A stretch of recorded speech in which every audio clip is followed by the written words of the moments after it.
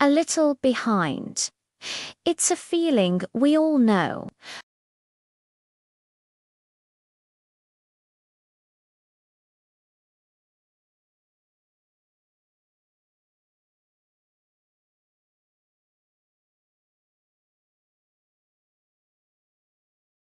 He wasn't poor. He had a small farm, a modest home, and enough food for his family. But his heart was never satisfied. You see, across the village lived a man named Magisha who owned a large herd of strong, healthy cows. Every morning, before tending to his own land, Cato would stand by his fence and count them 1, 2, 3, 4.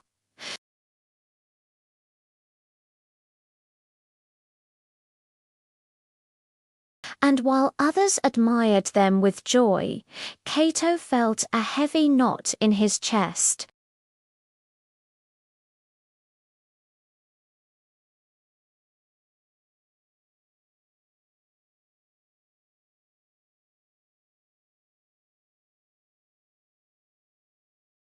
This became his daily ritual. He'd rise with the sun, not to check his crops, but to count Magusha's cows. If one was missing, his heart felt a little lighter. If he spotted a new calf, his entire day was darkened by envy. Slowly, without even realizing it, Cato began to neglect his own life. His crops were planted late. Weeds crept into his fields. His tools rusted from disuse. But Cato didn't notice. His eyes were always fixed on someone else's blessings. One afternoon, the village elders gathered to discuss the coming dry season. Cato sat among them, but his mind was elsewhere. When Magisha arrived, someone remarked, "Your cows look healthy this year, Magisha." Cato felt a sting of resentment. That night, he couldn't sleep.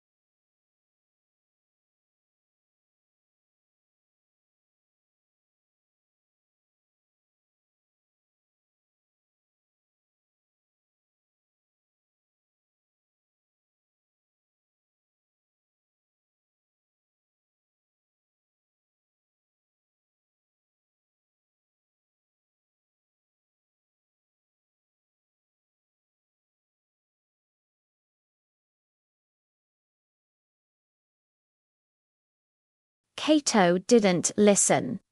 Soon, the dry season arrived. The grass grew scarce, water holes shrank, and the sun burned the land. Magisha, with his years of experience, moved his cattle carefully, rotating grazing grounds and even sharing water with neighbors.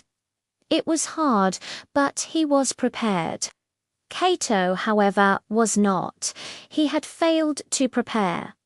His crops dried up. His small store of food ran out, and instead of focusing on his own survival, he just grew more bitter. "Why does Magisha still have cattle while I struggle?" he complained to anyone who would listen. One night, driven by frustration and hunger, Cato made a terrible choice. He sneaked into Mugisha's fields and untied a cow, planning to claim it had wandered onto his land. But as he led it away, the cow panicked. The bells on its neck rang loudly in the still night. Dogs barked, villagers woke up. And Kato was caught red-handed before he even reached the edge of the village. Shame fell upon him like a heavy rain. The elders gathered again under the acacia tree, this time in silence. Kato stood in the center, his head bowed. Mugisha was the first to speak.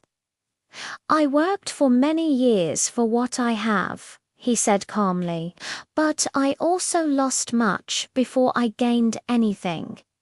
Then the elder Naburi stepped forward. "Kato," she said, her voice carrying across the silent crowd. "You counted another man's cows for so long that you forgot to count your own days." The village was completely still. She continued, "While you were busy measuring another man's wealth, your own fields cried out for attention." Kato's knees felt weak. He finally understood. As punishment, he was required to work for the community, repairing fences, clearing paths, and tending the communal fields. It was during this time that Kato truly learned his lesson. Working side by side with others, he saw stories he had never noticed before. He saw the widow who owned very little but shared so much.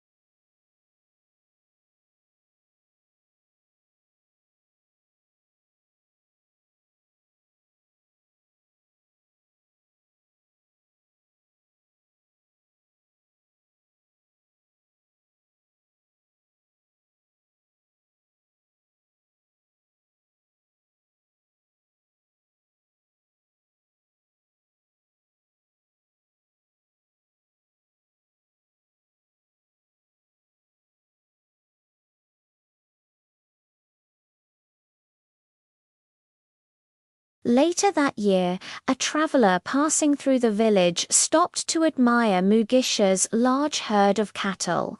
Standing nearby, Kato just smiled and said quietly, "Every cow you see carries a story you do not know." From that day on, the elders used Kato's story to teach the children. They would say, "Do not count what is in another person's field while your own land lies empty." Our ancestors understood this truth deeply. They knew that envy is a thief of joy, that comparison is the enemy of gratitude, and that a person who measures their life by someone else's success will never, ever feel rich.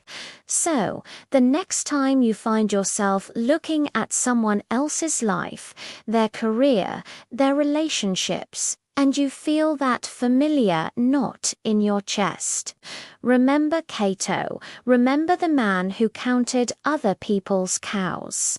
Because what you water is what will grow. Don't get so distracted watching someone else's garden that you forget to tend to your own.